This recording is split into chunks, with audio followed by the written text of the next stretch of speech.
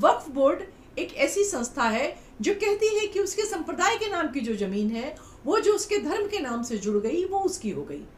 मतलब वक्फ बोर्ड की जब जमीन वक्फ बोर्ड को मिल जाती है तो उसे कोई भी नहीं ले सकता, सरकार अधिग्रहित नहीं कर सकती।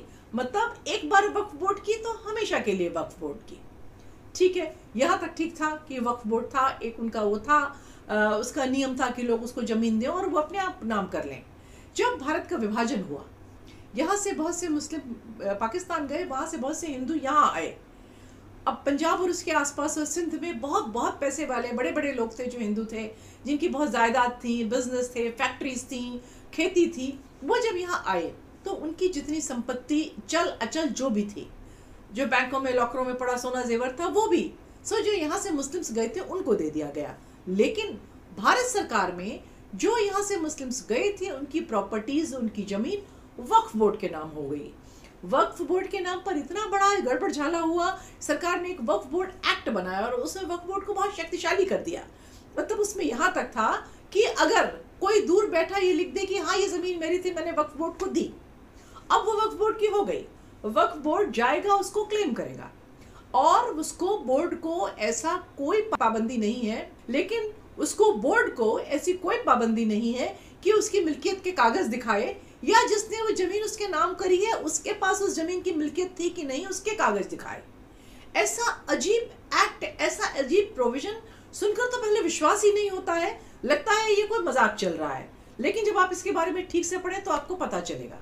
इसके बाद फिर अगर वक्फ बोर्ड से किसी का कोई डिस्प्यूट हो जाए, वो डिस्प्यूट कौन निपटाएगा? वक्फ बोर्ड ही निपटाएगा। मतलब मेरा और आपका अगर झगड़ा हो जाए तो वकील भी मैं हूँ, प्रतिवादी भी मैं हूँ, जज भी मैं हूँ। अब आप न्याय के लिए कहाँ ठहरेंगे? कहीं नहीं ठहरेंगे। न्याय पाने की क्या उम्मीद होगी? कोई उम्मीद नहीं होगी। उस तरह का वक्फ बोर्ड का मामला था। भारत में भारतीय सेना और रेलवे, उसके बाद तीसरे नंबर पे सबसे ज्यादा जो लैंड होल्डिंग है वो वक्फ बोर्ड के पास है। सुन्नी वक्फ बोर्ड अलग है, शिया वक्फ बोर्ड अलग है और शायद ये स्टेट लेवल पर भी वक्फ बोर्ड है। वक्फ बोर्ड का जाल फैला हुआ है।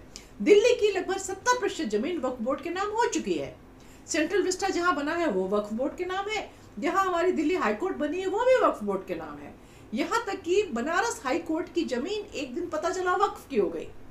अब मुकदमा चला, मुकदमे में वो हार भी गए, लेकिन उन्होंने हारने के पहले वहां एक मस्जिद बना दी और 20 साल तक हाई कोर्ट खुद अपना जमीन छुड़ा नहीं पाया। हाई कोर्ट जहां बना हुआ था, मतलब लगभग एक शताब्दी होने वाली होगी जब से वो बना हुआ होगा, लेकिन वो उस जगह को वहां से छुड़ाने में ना नहीं याद आ गई।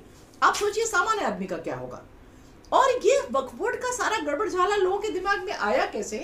तमिलनाडु में एक किसान की पुश्तैनी जमीन थी और मतलब पुश्तैनी मतलब बाप दादा के जमाने से उसको खेत को जोतते बोते आ रहे थे और अचानक एक दिन वक्फ बोर्ड ने कहा जमीन हमारी हुई।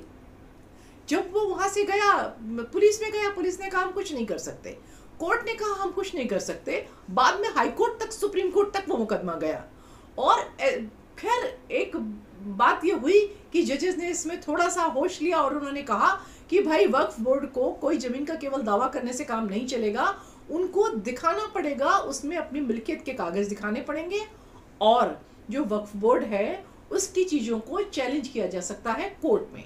लेकिन अगर वक्फ बोर्ड ने मुकदमे शुरू कर दिए तो पूरे हिंदुस्तान में ऐसी भगदड़ मचेगी जिसका कोई अंदाजा ही नहीं है। और वक्फ बोर्ड को शक्तिशाली कांग्रेस सरकार ने एक एक्ट बनाकर किया था कायदे से। तो जब एक बार बंटवारा हुआ, चीजें जिसको कहते हैं ना सिस्टम रिबूट हो रहा होता है, उस समय ये चीजें ठीक की जा सकती थी, लेकिन उसको ठीक करने के बजाय तुष्टीकरण की राजनीति के चलते उनको और उलझा दिया गया।